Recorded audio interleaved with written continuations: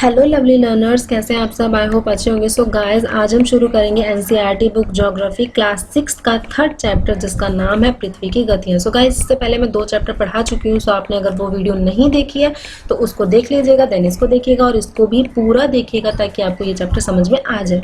सो पढ़ते हैं, अब अपने टॉपिक की तरफ बढ़ते हैं। क्या लिखा है? पृथ्वी की गतियाँ। पृथ्वी की गतियाँ, इसके अंदर बेसिकली क्या क्या चीज़ें हैं मैं आपको पहले ही बता देती हूँ। इसमें है जैसे कि पृथ्वी की गति की वजह से क्या क्या परिवर्तन आते हैं, लाइक कैसे दिन होता है, कैसे रात होती है, और कब बसंत ऋतु आती है, और कौन सा जो एक दिन होता है जो बहुत बड़ा माना जाता है, और एक दिन होता है जिसके जो कि बहुत छोटा होता है जिसमें रात बहुत बड़ी होती है। तो ये सारी चीज़ें पृथ्वी की गति के कारण ही होती हैं। ठीक, तो अब हम पढ़ना शुरू करते हैं इस चैप्टर के बारे में। लिखा है, जैसा कि आप जानते हैं पृथ्वी की गति 2 प्रकार की होती है। एक तो होता है घूर्णन और दूसरा होता है परिभ्रमण। बेसिकली क्या होता है घूर्णन के अंदर? क्या होता है घूर्णन के अंदर? होता है पृथ्वी जैसे कि 2 तरीके से घूमती है।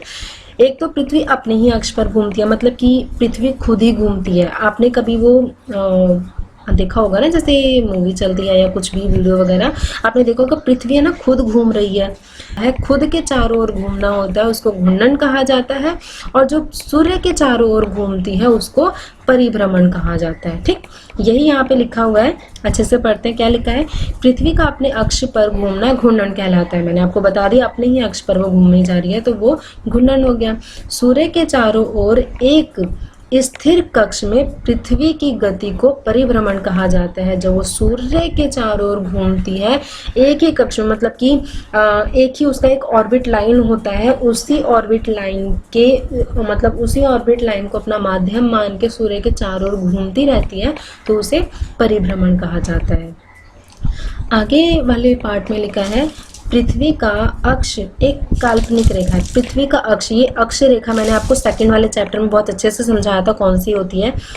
यहाँ पे भी एक डायग्राम बना हुआ है, ये देखिए यहाँ, ये ब्लू वाला है ना, ये 3.1 वाला डायग्राम देखिए। ये वाली जो रेखा जा रही है ना टेढ़ी, इसको अक्ष रेखा कहा जाता है। ठीक है, तो ये एक रेखा है जो कि काल्पनिक होती है, असल में नहीं होती है, बट हम इसको मानते हैं। ठीक, तो ये यहाँ पे यही लिखा है, पृथ्वी का अक्ष एक काल्पनिक रेखा होती है जो इसके कक्षीय सतह से 66.5 डिग्री का कोण बनाती है। ये जो रेखा टेढ़ी जा रही है ना, तो ये जो टेढ़ी रेखा है, ये जो एंगल बना रही है, ये एंगल 66.5 डिग्री का बना रही है। ठीक, आगे लिखा है यहाँ पे, वह समतल जो कक्ष के द्वारा बनाया जाता है उसे कक्षीय समतल कहा जाता है। जो समतल के द्वारा कक्ष बनाया जाता है उसे कक्षीय समतल का नाम दिया जाता है।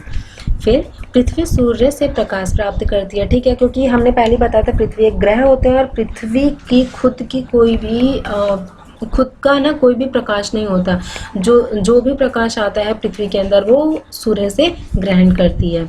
पृथ्वी का आकार गोले के समान है। ठीक है, गोले जैसा होता है। ग्लोब तो हमने देखा है, वो ग्लोब जो होता है वो पृथ्वी की ही आकृति का मतलब एक डिजाइन लेकर बनाया गया है।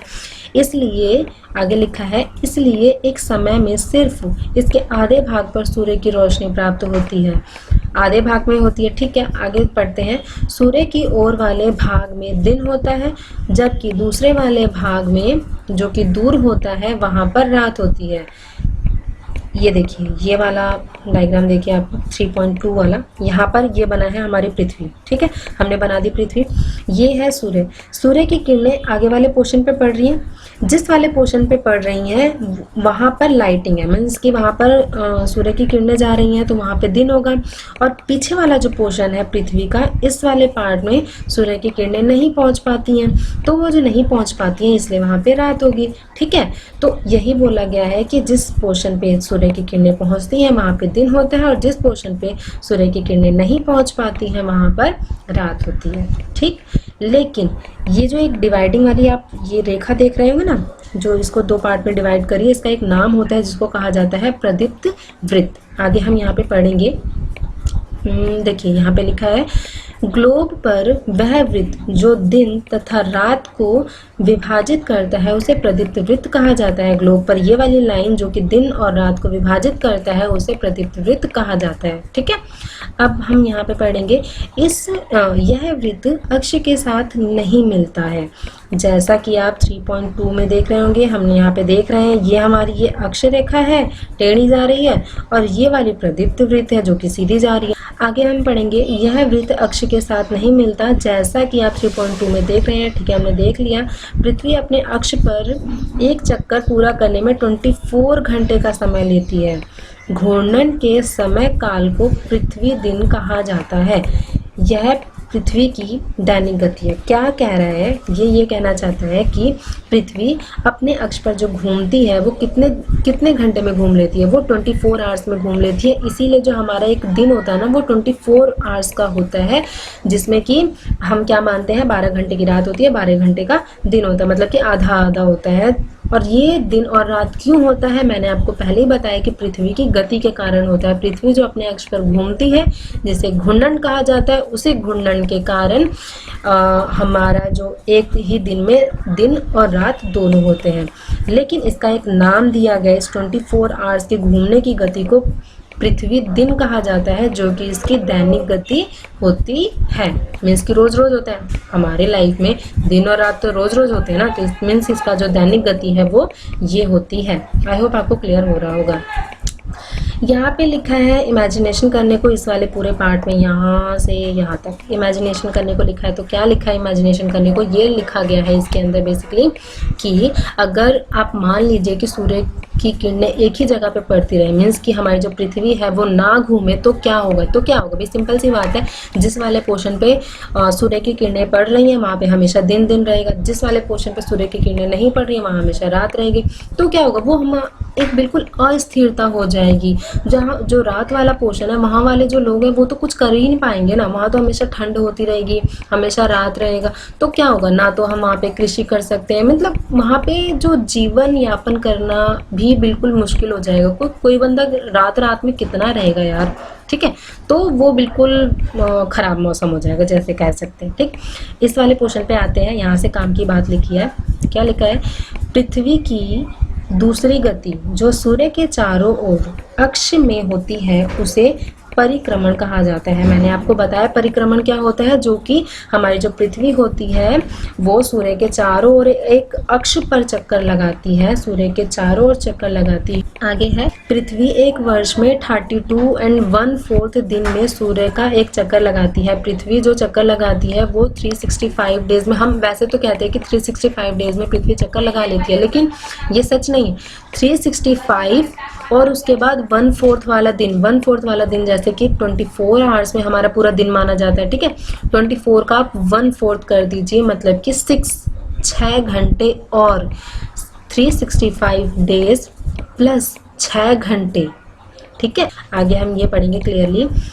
हम लोग एक वर्ष 365 दिन का मानते हैं तथा सुविधा के लिए 6 घंटे को इसमें नहीं जोड़ते हैं।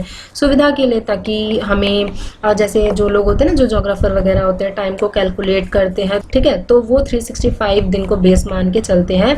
तो 365 का मीन्स ये है कि पृथ्वी सूर्य के चारों ओर 365 दिन में अपना जो सूर्य के चारों ओर चक्कर लगा लेती है, ठीक है। तो इसको क्या कहा जाता है, इसको परिक्रमण कहा जाता है, ठीक। और एक होता है दूसरा वाला, मैंने आपको क्या बताया था, घूर्णन, जो कि पृथ्वी अपने ही अक्ष पर चारों ओर चक्कर लगाती है, ठीक है। तो आपको ये दोनों गतियां समझ में आ गई होंगी, होप सो। अगर नहीं आया हो तो कमेंट पे लिख दीजिएगा, मैं दोबारा कोशिश करूंगी, ठीक है। चलो आगे चलते हैं, क्या लिखा है, 4 वर्ष में प्रत्येक वर्ष के बचे हुए 6 घंटे, ये उन 6 घंटों की बात कर रहा है जिसको हमने अपनी सुविधा के लिए निकाल के बाहर फेंक दिया था। 6 घंटे मिलाकर एक दिन यानी कि 24 घंटे के बराबर हो जाता है। भाई 6 घंटे हर साल में से, हर साल 365 डेज प्लस 6 घंटा इतना होता है, लेकिन हम 6 घंटे को हटा देते हैं। बट हर 4 साल में 6 घंटे प्लस 6 घंटे प्लस 6 घंटे प्लस 6 घंटे 24 घंटे हो गए। अब वो 24 घंटे मिलके एक दिन तो बन गया ना, 24 घंटे का ही तो हमारा एक दिन होता है। इसका क्या मतलब है, 24 घंटे को अब हम कहाँ लेकर जाएंगे भाई, ऐसे तो हम नहीं उठा के फेंक सकते, तो हमने उसको कहाँ एडजस्ट किया है वो लिखा गया है। इसके अतिरिक्त दिन को फरवरी के महीने में जोड़ दिया जाता है।